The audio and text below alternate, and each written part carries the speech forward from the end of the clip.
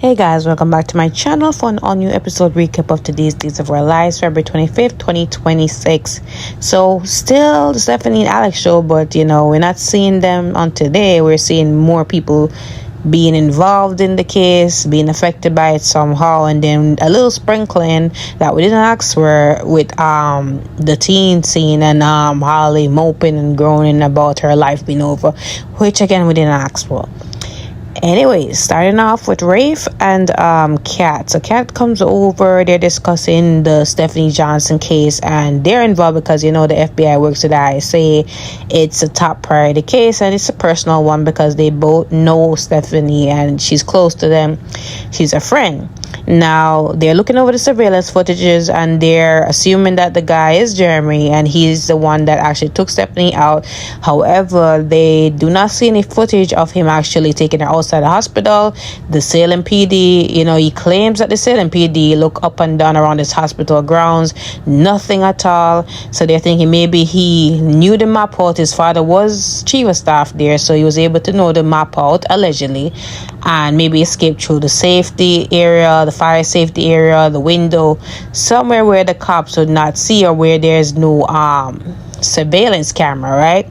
So they're trying to wrap their head around things. It's not going anywhere. They try to get pings about where his last location is, and the last location was school and his car is still there. But now they're wondering where the two of them could be, because if he's on foot, he couldn't got that far, but Salem PD is watching over him and the whereabouts or the environment, and they're not finding him at all. So they're just at square one. They think about the fact that EJ opened up the lab for the PD to investigate, and Kat's surprised because she would think that there's things there that's suspicious. Maybe it's just they're hidden in plain sight. So at this point they don't know what to make of it, but they still are keeping their eyes on it. The code is not working, so it's a longer code and it's going to take forever to really find out what's the right code to open the lab. So all of that too. What else? At some point they talk about the guy that was responsible for the kidnapping that Liam ID'd, and the guy has a name. His name is the last name was Muller, Klaus Muller, yes. So they're also looking into him as well. They have an APD. They also know his last location was in Alemania. So speaking of this whole kidnapping thing, EJ finally meets Liam, and of course Liam is quaking in his boots seeing EJ, and EJ is like, you're in a lot of trouble, right? I know that you're partly responsible. And Liam said if he had known that this was a high profile thing and that the Demiras were involved, he would not get involved with whoever and did their dirty job that they asked. So he said, yeah, I'm aware that you were providing food and water to us, but you didn't know that this is a high profile case, that Thea was also one of us, and you're in Abe's literacy program. Imagine how Abe is feeling right now. You think he's gonna want to work with you, and you may just go back to jail. So he doesn't want to go back to jail. He has a son, and of course EJ is at this point, excuses bore me, and you should have think about that before.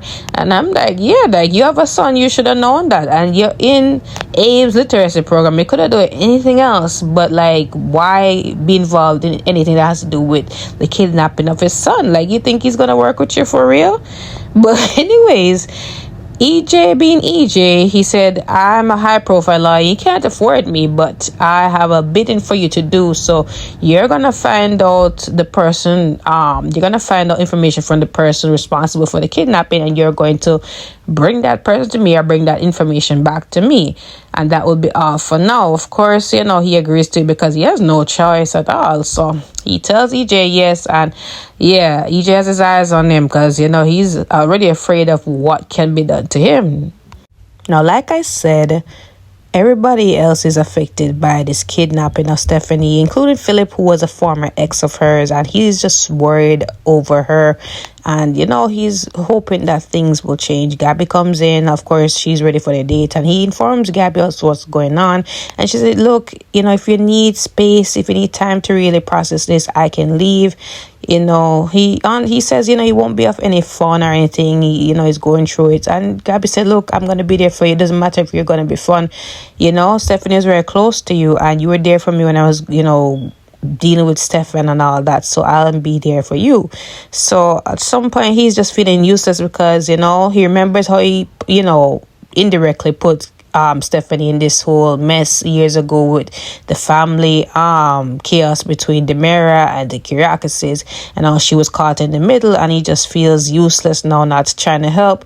But he did say that the company actually put out a ransom for Stephanie's safe return, and Gabby reminds him that that's a nice gesture, and Stephanie is strong, she's gonna make it through, and she was just trying to be there, comfort him. She tells him, okay, let's go out on the date. So they did go to the date at the bar, and his spirits were lifted up a bit. She did tell him what happened with Steph, meaning that there needs more handwriting samples because the one they got was inconclusive. So she feels like she shouldn't be worried about it considering he's deceased, and it's just that it's a nagging feeling that she wants to know if he was going to return back to her. And she feels bad because she's in front of Philip, but Philip understands he was very close to her, and he should be lucky to have had her in his lifetime. And she said, I'm lucky to have you, and likewise. And I just really want them to really work out because they have so much chemistry, they have a lot going on for them, but of course it has to be messed up with Gabby's secret.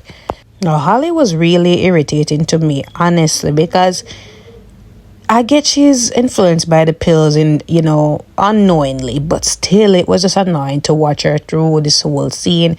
Ari's trying to get her to go out to the mixer. She doesn't want to go because, of course, she messed up real bad with the house president or whatever. And she doesn't think that she would be, want to be seen by them. And Ari explained to her that she already made nice with the person.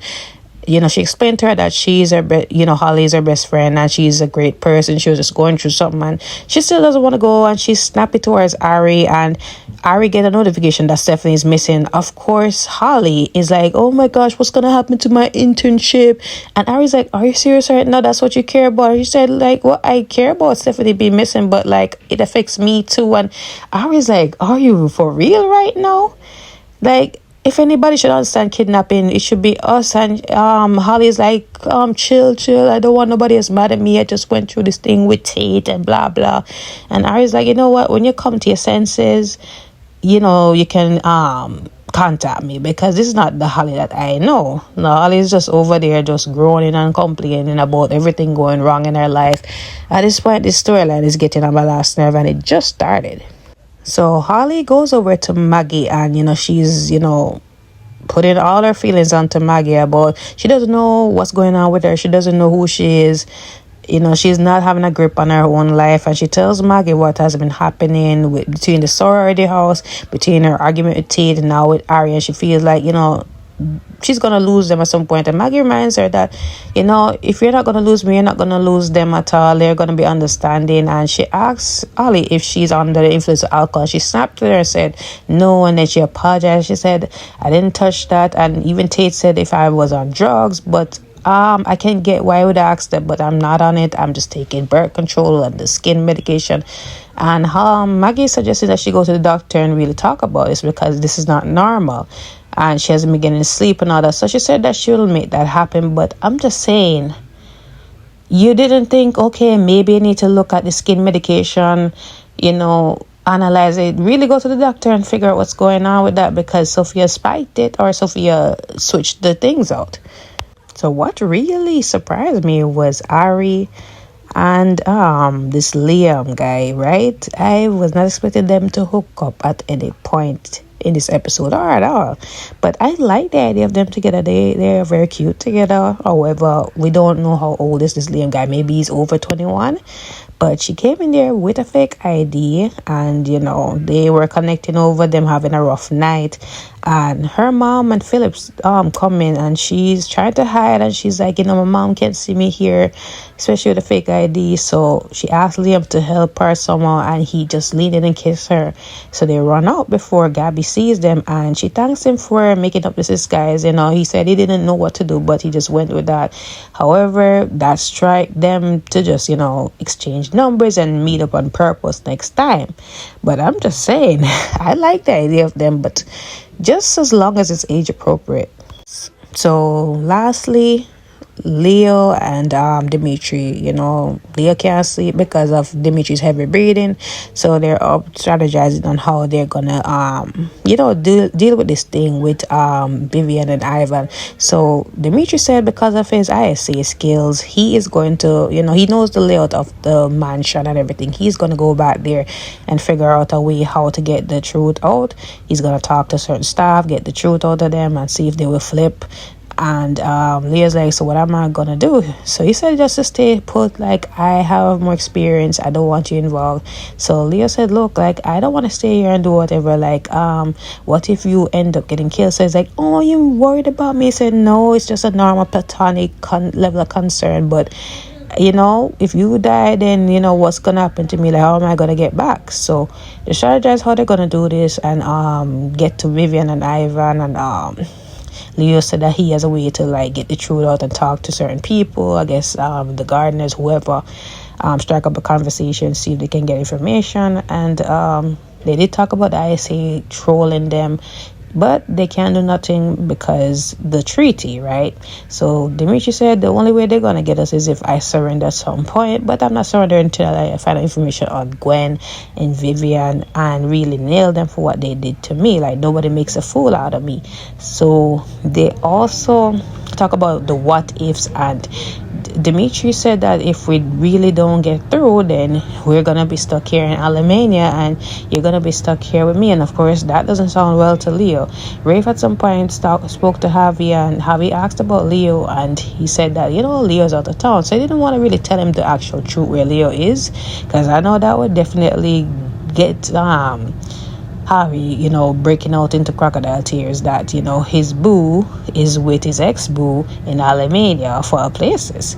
But anyways, guys, comment below your thoughts on today's episode. Oh, yeah, there was an interaction between Kat and EJ. It didn't really go no further more than,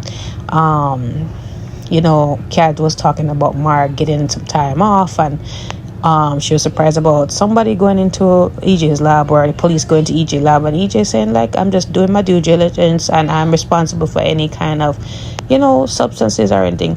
They did say Rafe and Kat did also get information that the drug that knocked the officer Hansen unconscious, it was some tox. It was something to knock him out, like he got a whiff of it, so it was true inhalation, not injection. But yeah, that was really it, nothing more to that. Don't forget to like, follow, and subscribe to my channel. Comment below your thoughts on today's episode. Let me know. I will see you guys tomorrow.